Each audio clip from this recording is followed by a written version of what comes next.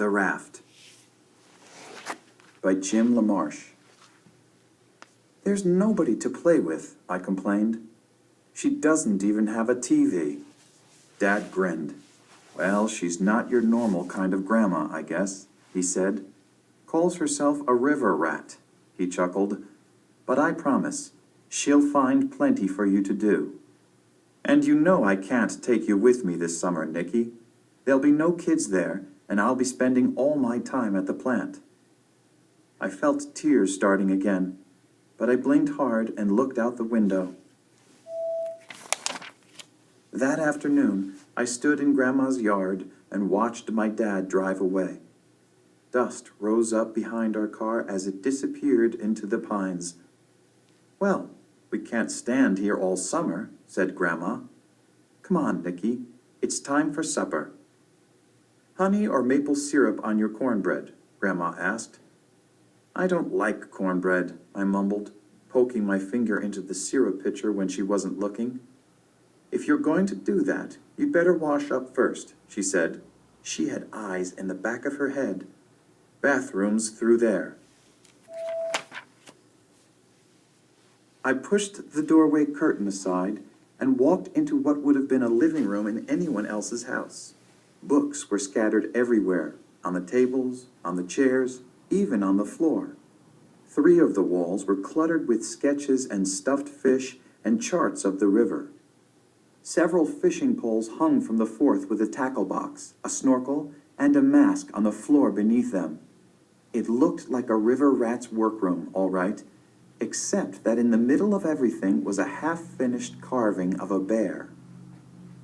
Been carving that old fellow for years, Grandma called from the kitchen. The real one hangs out at the dump. Now come get your supper before I feed it to him. Dad was right. Grandma found plenty for me to do. In the morning, I stacked firewood, then helped her clean out the rain gutters and changed the spark plugs on her truck. The afternoon was almost over when she handed me a cane pole, a bobber, and some red worms. Fish fry tonight, she said, showing me how to bait the hook. That river's full of fat bluegills. Drop your line near the lily pads and you'll find them. Down at the dock, I looked things over. The lily pads were too close to shore. There couldn't be fish there. I walked to the end of the dock and threw my line out as far as I could. Then I sat down to wait, and wait, and wait. My bobber never moved. There's no fish in this stupid river, I said out loud, disgusted. We had hamburgers for supper. Give it another try, said Grandma the next evening. I'll bet you catch something. Don't count on it, I thought, as I headed back to the dock. I threw my line in the water. Then I stretched out on the dock to wait. I must have fallen asleep because I was awakened by loud chirping and chattering. I sat up and looked around. A flock of birds was moving toward me along the river, hovering over something floating on the water. It drifted downstream, closer and closer, until finally it bumped up against the dock. Though it was covered with leaves and branches, now I could tell that it was a raft.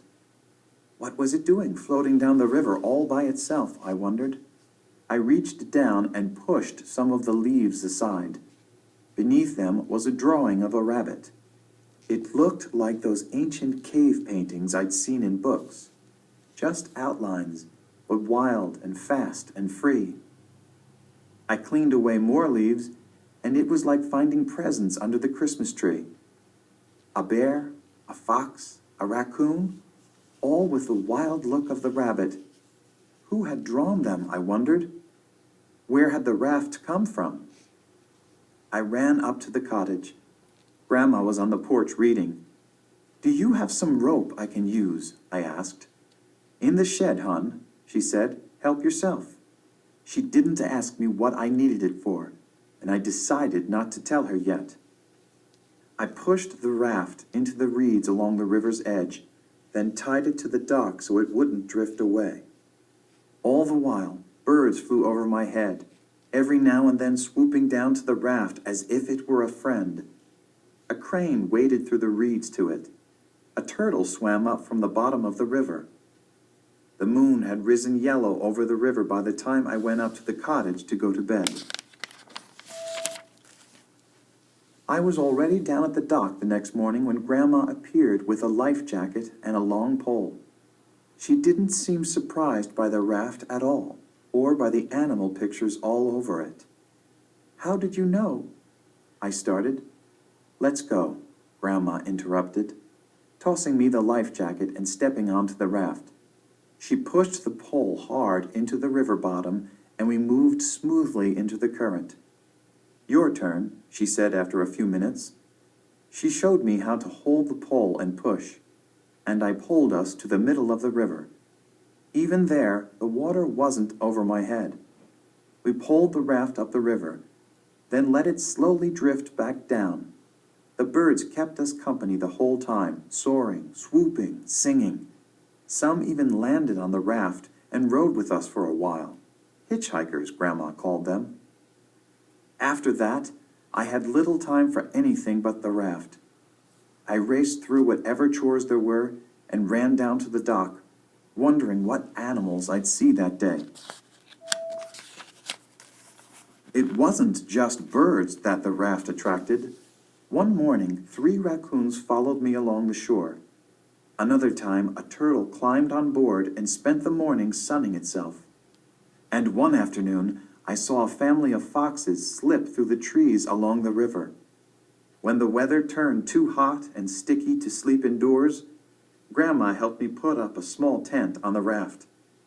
I lay on top of the cool sheets and read comic books by flashlight until I fell asleep. One night, a noise woke me up. There, in the moonlight, stood a huge buck. He looked right at me, then lowered his head to drink, as if I wasn't there at all. I found Grandma the next morning working on her bear carving. "Do you have some extra paper I could draw on?" I asked her. She brought out a big sketch pad and a pouch filled with thick pencils and crayons. "I've been saving these just for you," she said. "Better take these too." She held out the snorkel and mask. Never know when they might come in handy on a raft. The sun was hot that afternoon, so I pulled into the shade of a willow, then waited to see what animals the raft would bring. It wasn't long before a great blue heron whooshed down with a crayfish in its bill. I grabbed a pencil and began to sketch. I felt invisible as the bird calmly ate its lunch right in front of me. Then it preened its feathers, looked back up the river, and flew off. That night I showed my drawing to Grandma. "Not bad," she said. "Not bad at all."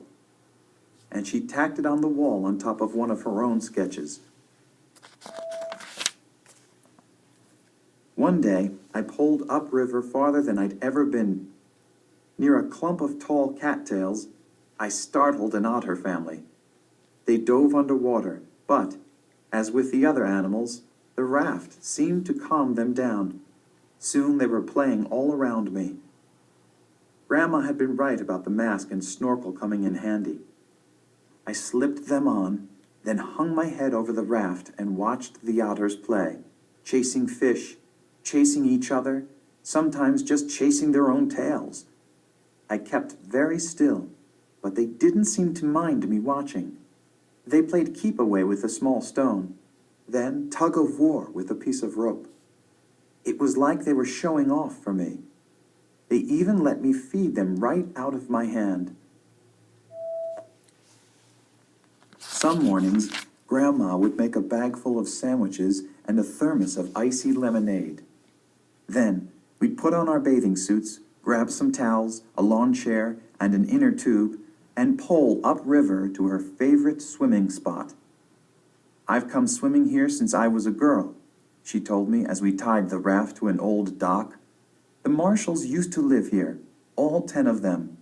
What a herd of wild animals we were." While Grandma watched from the inner tube, I practiced my flying cannonballs. Then we'd eat our lunch, and she'd tell me stories about growing up on the river. My favorite was of the time she'd found a small black pearl inside a river clam. I still have it, she said. Somehow, on the river, it seemed like summer would never end. But of course it did. On my last day, I got up extra early and crept down to the dock. The air was cool and a low pearly fog hung over the river. I untied the raft and quietly drifted downstream. Ahead of me, through the fog, I saw 2 deer moving across the river, a doe and her fawn. When they reached the shore, the doe leaped easily up the steep bank, then turned to wait for her baby. But the fawn was in trouble. It kept slipping down the muddy bank. The doe returned to the water to help, but the more the fawn struggled, the deeper it got stuck in the mud. I pushed off the river bottom and drove the raft hard onto the muddy bank, startling the doe. Then I dropped into the water. I was ankle deep in mud. "You're okay," I whispered to the fawn, praying that the raft would calm it. "I won't hurt you." Gradually, the fawn stopped struggling, as if it understood that I was there to help. I put my arms around it and pulled. It barely moved. I pulled again, then again. Slowly, the fawn eased out of the mud, and finally it was free. Carefully, I carried the fawn up the bank to its mother. Then, quietly, I returned to the raft. From there, I watched the doe nuzzle and clean her baby, and I knew what I had to do. I pulled the stub of a crayon from my pocket and drew the fawn in all its wildness onto the old gray boards of the raft. When I had finished, I knew it was just right. After supper, I showed Grandma my drawing of the fawn and told her my story. "It's perfect," she said, "but we need to do one more thing." She hurried up to the cottage. When she came back, she had tubes of oil paint and 2 brushes. Grandma helped me trace my drawing with the oil paint, which soaked deep into the wood. "That'll keep it," she said. "Now you'll always be part of the river."